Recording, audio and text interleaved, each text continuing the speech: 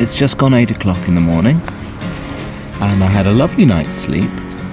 I woke up once or twice in the middle of the night because it was pretty stormy last night. It was very windy, very rainy. It's died down a bit now, but it's still pretty blustery, and the rain hasn't really stopped on a very low level. I completely washed and reproofed my tent over the summer, and I'm glad I did now, because it's certainly being put through its paces. I hope it lets up, because I'd like to do a little more on this trip than just sit in the tent and watch the rain. But that's the risk you run when camping in October.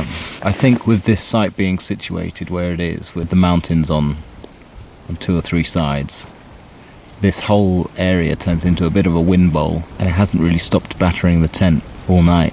We'll check out and see if our neighbours are still here this morning, or whether they've already packed up and gone. I haven't really got a plan for today, which, if you know me, you'll know is quite a rare thing.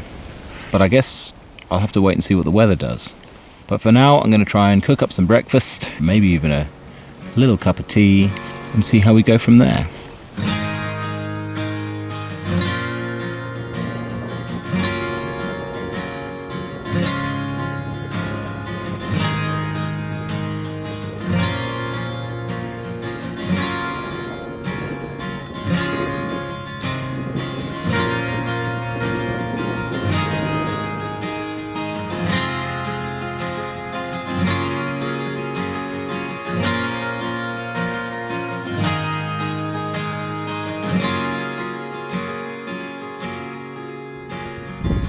Well, that is where the lights were coming from last night, and there doesn't seem to be any sign of anyone there this morning, so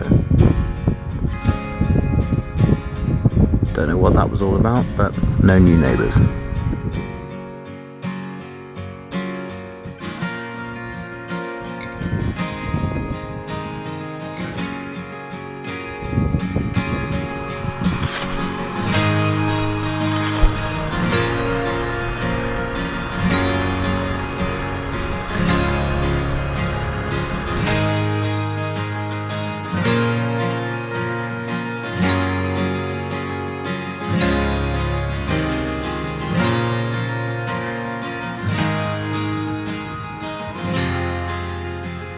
So in the time it's taken me to get up, make some breakfast, it's actually turned into a lovely, still morning. I was thinking after last night I might consider moving location. Might, if I can be bothered. Pack up and head off back to the original side of the lake where we first came in, where there's some trees. Actually starting to see some blue patches of sky now, which is not bad.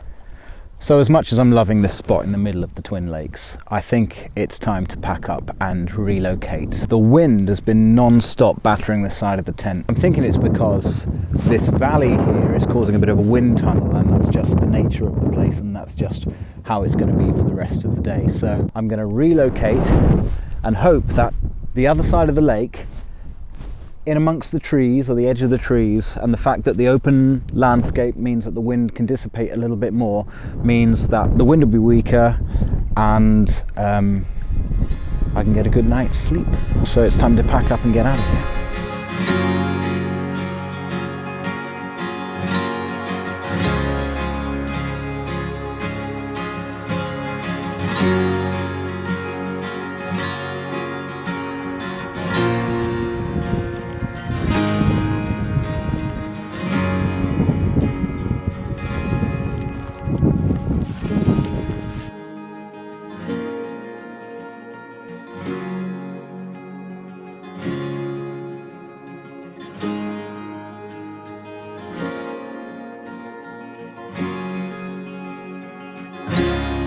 On the way here I walked literally along the edge of the lake because I thought that this stone scree and stuff would be easier to walk on than the boggy marshes, but it was all just stones amidst mud, and it became very difficult to walk across. So I might see if I can just sort of head up the hill and walk more amongst where these trees are here and see if the ground's any firmer there.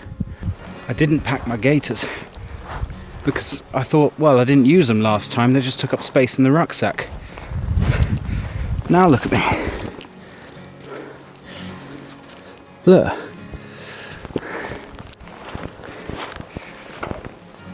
I think I might have made a mistake. Oh well, you live, you learn.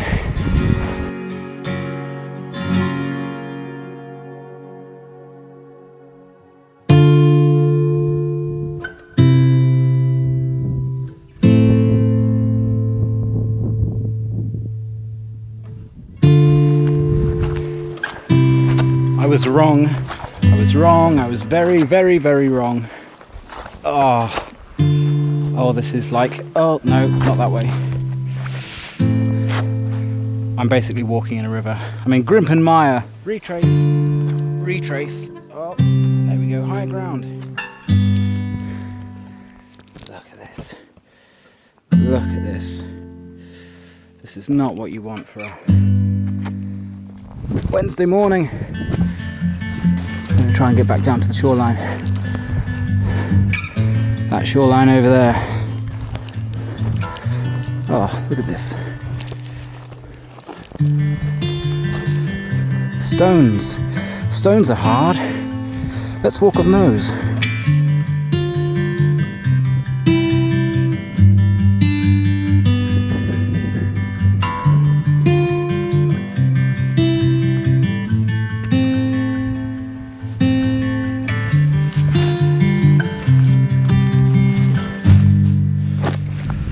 We made it. It was so much harder than I thought it was going to be, so time to prioritize.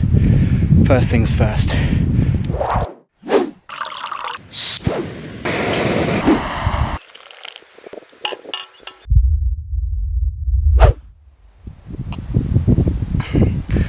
Well, we're not savages. We're British.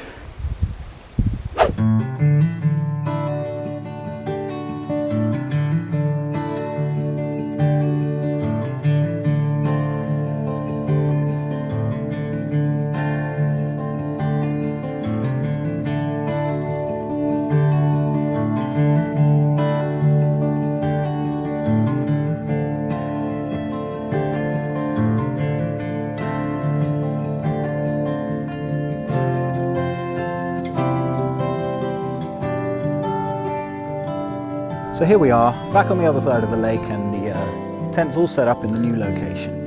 And I thought I'd take a little moment to give you the guided tour and show you a few little bits that I got for this trip. So first, obvious new bit of kit.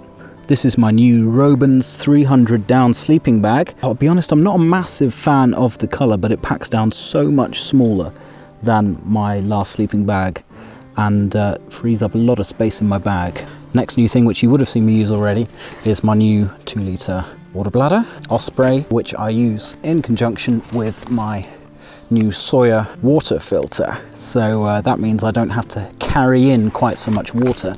I can just take it from the running water, and there's a stream very close to this tent here, so that makes that very useful. Finally, the most important piece of kit is this. This is my new Garmin InReach satellite communication device. Got a rather disappointing comment on one of my last videos saying, oh, you went off into the wilderness and then you went on a hunt for some 4G. That shows your true colours. Not quite sure what he meant by that. That to be a true outdoorsman, you need to cut yourself off entirely from all communication and technology. Anyway, I responded and I told him what I thought of the comment. But of course, one of the problems with wild camping in the modern age is that you go to places where there is no signal, there is no way of communicating through your phone, and there are people back home who are concerned for your welfare. So I made this a priority to buy to make sure that people back home knew I'd be safe. It's about 250 to 300 pounds for the unit. It's not cheap. And then you have to buy a subscription to the Iridium satellite systems so that you can then communicate with people back home. So Mr. YouTube commenter, I no longer need to go for a hunt for 4G. You'll be very pleased to know. I suspect somehow this guy would have had less of a problem with me showing this in the first place and having a much greater and much more sophisticated form of modern communication than just a phone with 4G, because this is built for purpose for being outdoors in the wild. So that's the irony there. So there you have it, Garmin InReach. I think the best purchase of the trip. Some might see it as a bit pricey, but it's peace of mind, it's safety first, and I don't think that has a price.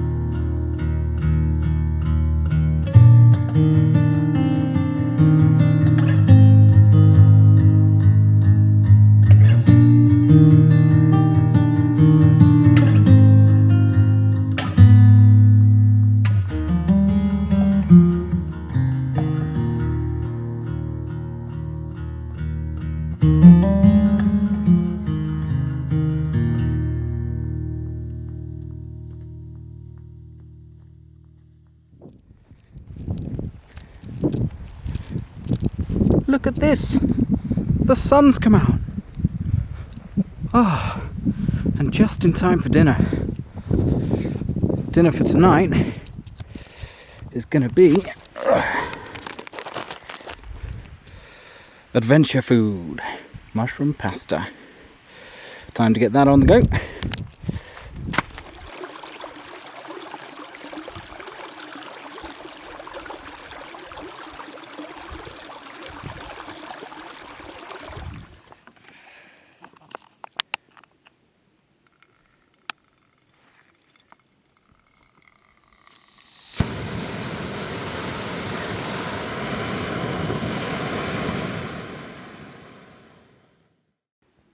Note to self, always take the little pouch things out of these packets of food before you pour the boiling water in.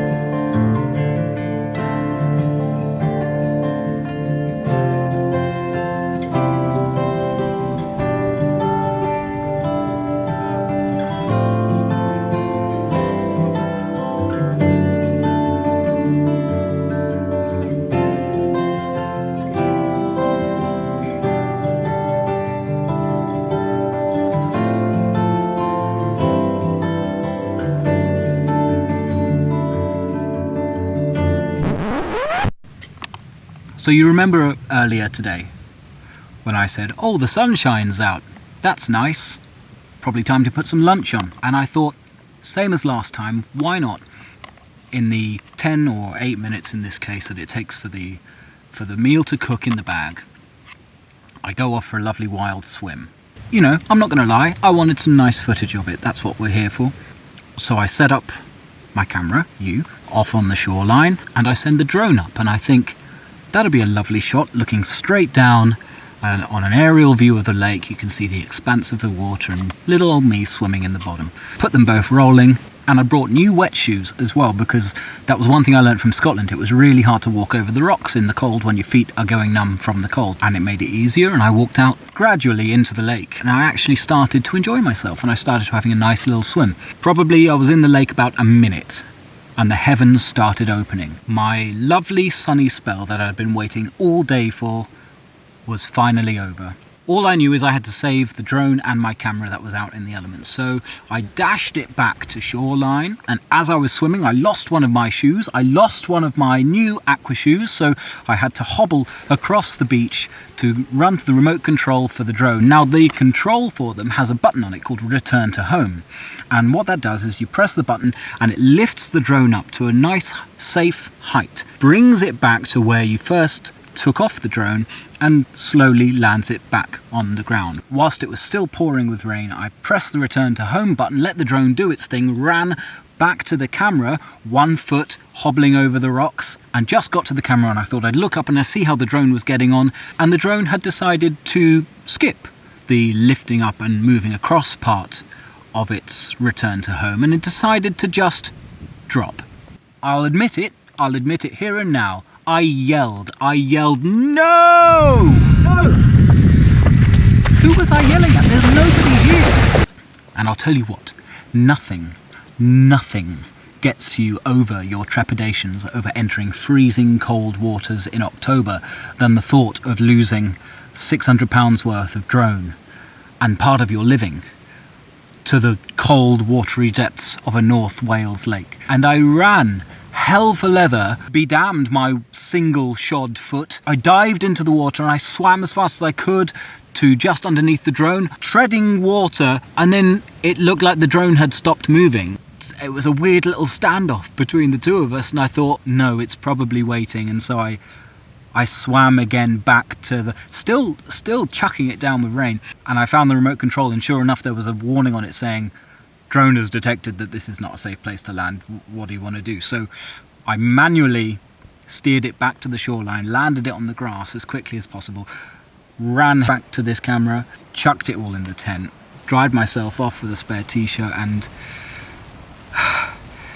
and here we are, back in the tent. It's still raining. In fact, there was a bit of thunder earlier. I'm going to get back to enjoying my lunch, enjoying the fact that all of my electronics have survived the day, and I'll catch up with you guys later on. So thank you for listening to my story.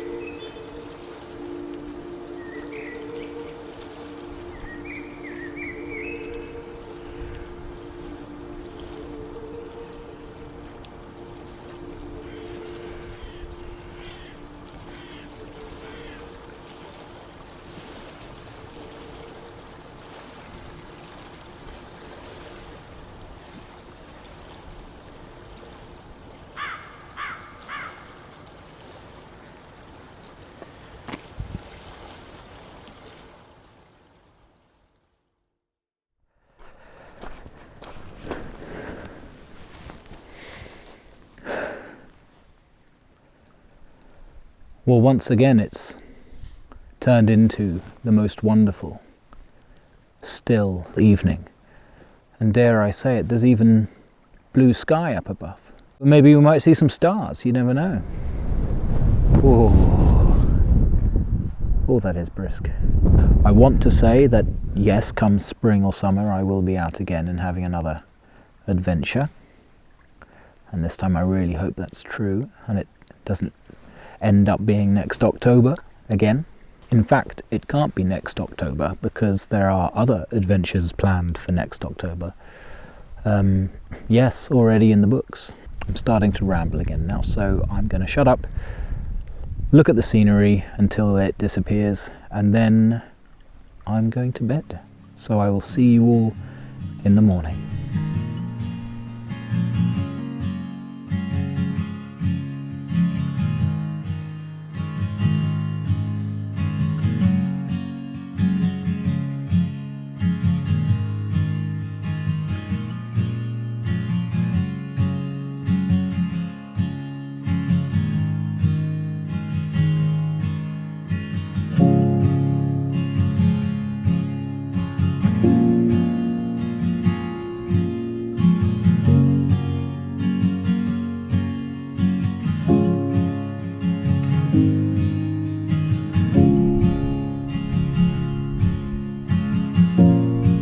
Little presents by the locals here, very close to the tent. Must have had some visitors last night.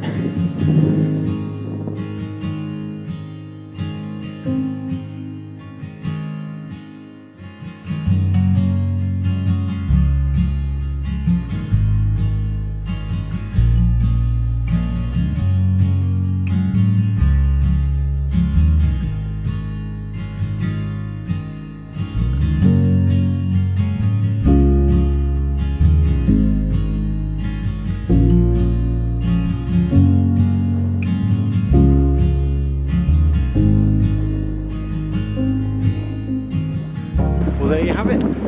Another successful autumn wild camp in the books. I took the footpath on the way up here, as you saw, but according to the map, this forestry road leads me pretty much back to the same starting point as the footpath, just a slightly more winding route. But I'm thinking it'll be quicker anyway because it's just an easier road to walk on. So that's what I'm going to do. There are some stunning views from up here. All in all, I think that was a very successful trip. Thanks again for watching. I'll see you next time.